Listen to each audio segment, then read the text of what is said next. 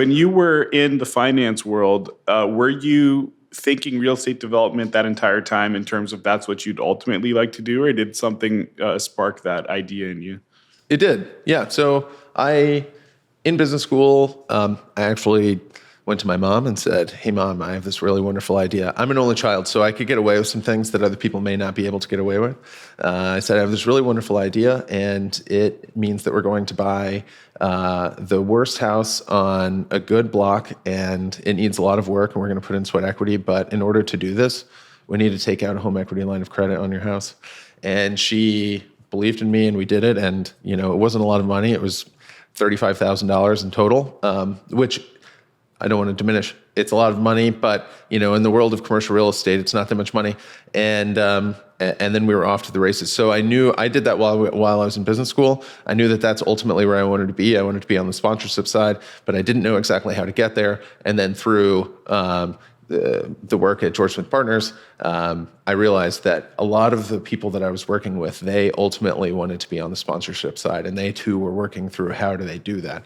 But I think a differentiator is having a risk tolerance and the ability to just grind it out day after day and work 10 to 12 hours at your day job and then open up a new set of books and start working on your own development deal or sourcing your own acquisition value add or any type core asset, et cetera. So you formed AHM in 2017. Were you working on the idea of what eventually became AHM a couple of years prior to that, or did you kind of jump right into it? Yeah, we fell into it. So, 2015, 16, Mikey, my colleague at GSP, who's now the M in AHM, he and I, would sit there and daydream during the day and nighttime working in our cube, in our pod about how we're going to create a development company and how cool we thought that was. And then whenever we found Rob Maltby, the M in 2017 and formed AHM, we really just thought that we were going to, maybe I mentioned this previously, but we thought we were going to do one project. And that was it. And then more opportunities presented themselves. And that's the thing that I really like about the city of St. Louis is how many opportunities there are. And you can affect a material change for the better. But after the success of our first project that delivered in February of 2019, we realized we really have something here. And so that's when we started to think much longer term about what's next for us. Are we going to stay at GSP? Are we going to leave? So in 2020, Mikey and I left the partners team that we had been working on. We stayed at GSP, but we really doubled down with Rob on the AHM side, acquired a couple more assets. And then in 2022, we joined forces with a fourth partner, Brian Pratt. And that's when we really created what AHM is today. And that's really a fully integrated real estate development, investment, advisory shop.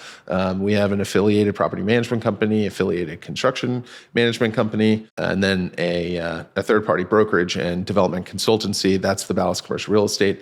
So we were daydreaming about it for a long time. And then finally, during COVID, it just kind of clicked. That's a great story. I'd love to kind of jump into how some of these organizations are structured. I think that could be really helpful. But before we do that, one of your partners has experience with a larger development company in St. Louis, correct? That's right. So did that help with the way you think about projects now and just the way you're structuring the company going forward? No,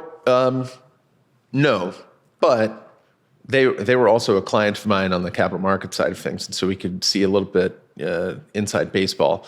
And that was really fun. We structured the company in the way that we did because of the types of projects that we were doing and making sure that they were actually economically viable.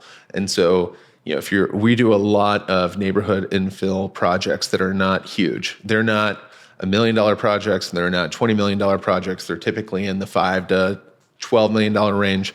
You don't have a lot of efficiencies.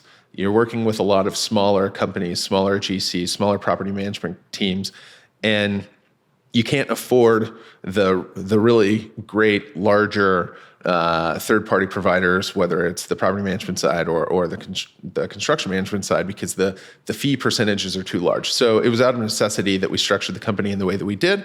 It was so that we could have greater control, greater insight over decision-making, greater transparency, and we reduced the fee load through that. So we didn't create these companies to drive additional revenue to ourselves. They were created to create a much more cost-efficient structure. And that's the reason that we vertically integrated. And on the property management side, we know how important that is. That experience is, as you know, for the tenant. We want to have really high retention. We want to get a lot of referrals. And the way that we thought that we could make that happen was by having full control over that experience.